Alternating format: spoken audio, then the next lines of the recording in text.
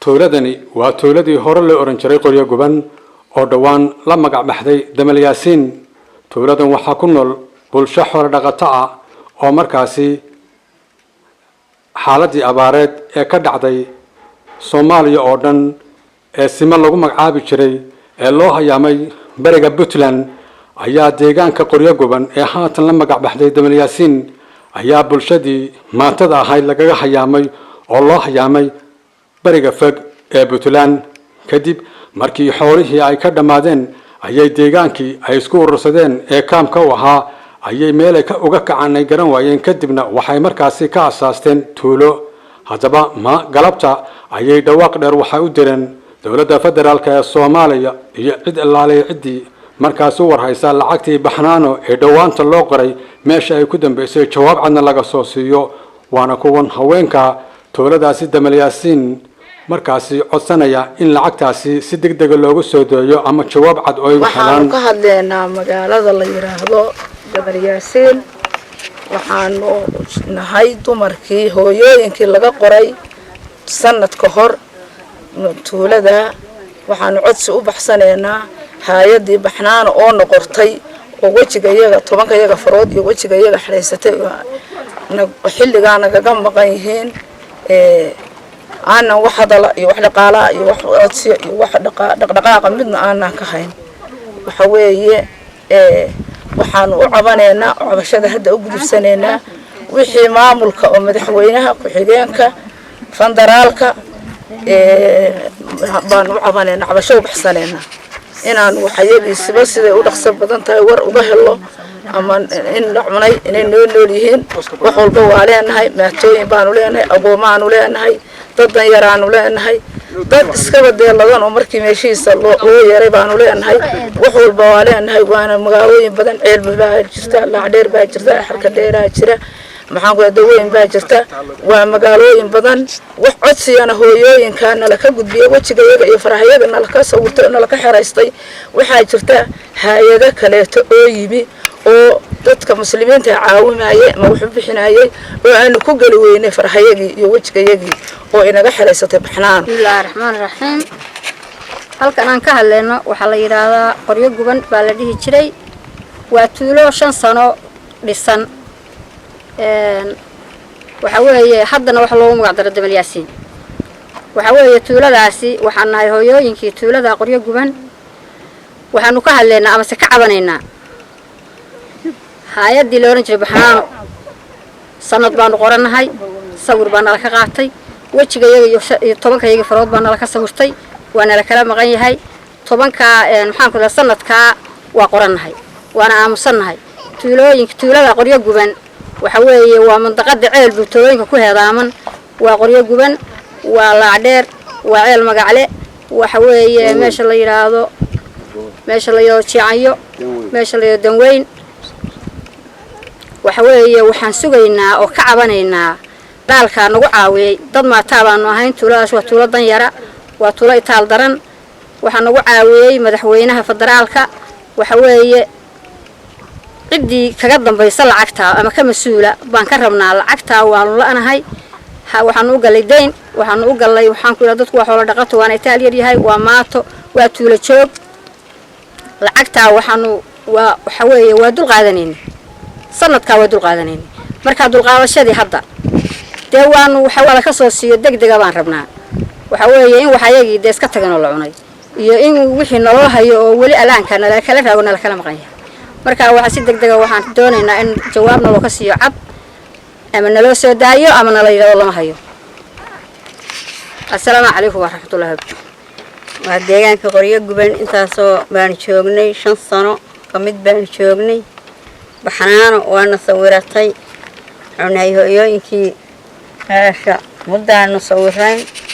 7 bilood iyo meelaha sanad baanu sawirayn wax kama arag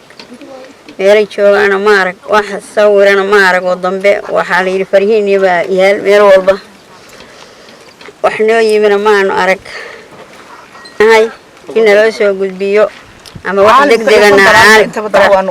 dacwaan u nahay xaalinka iyo federaalka dacwaan u nahay in loo keeno ama hadii aan lahayn la yiraahdo lama hayo baanu dacwo uga nahay intaasoo gobol baanu nahay oo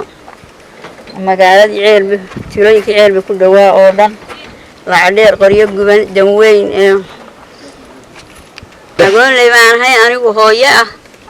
carruurtaas waa agoon xoolo badanna male intaasna waa qorayd oo bilood dayna markii hore waa ku galla iyo dhulan uga silinimaadno waa sidoo bismillaahi raxmaani raxiim sida aad arkaysaan dadweynaha halkaa jooga oo rag iyo dumar rag iyo dumar isugu qaybsan waxa ay ka cabanayaan lacagtii baxnaano oo sanadka la qoraa waxa ka mid ah deegaamada aanu ognahay oo nala mida meesha la yiraahdo Lacdheer ceel magacle danweyn ceelbu qoryo guban xarka dheere jiicanyo sidoo kale intaa wax lagu anagu saanu ognahay wax soo gaaray ma jiraan dadkaasina sanad bay qoran yihiin dad maata abay leeyihiin dumar weeye majority ama waaba dumar waxa jira dad agooma waxa jira dad jilicsan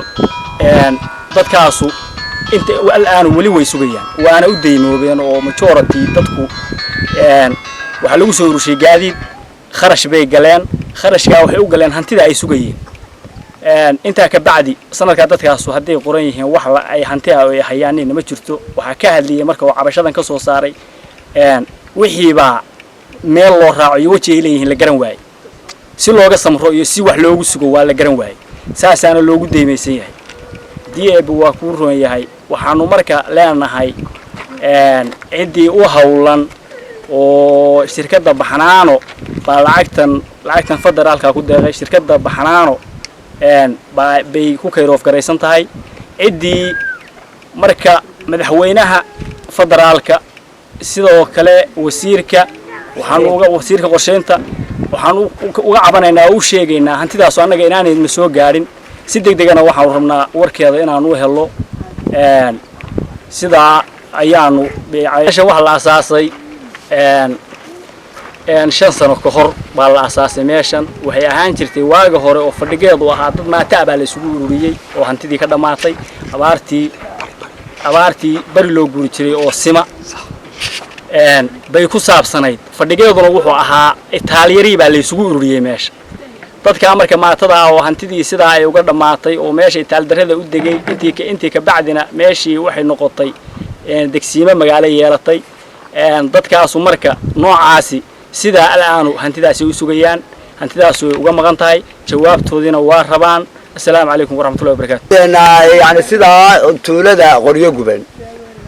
magaceedana lagu soo gaabiyay damaryaasi waxaan ku cabanaynaa arrinka ah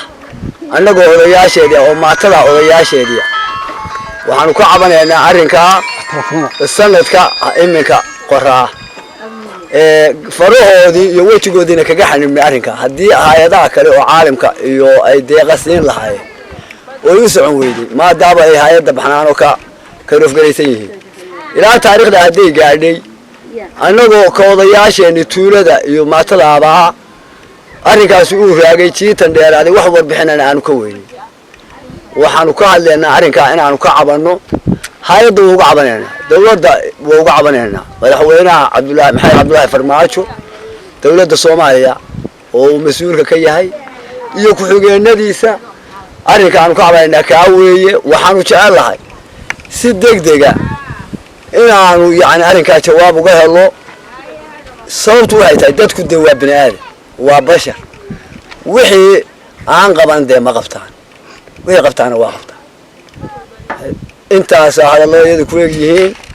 odayaasheedii baanu nahay haddii ay jawaab degdega in nalaga siiyo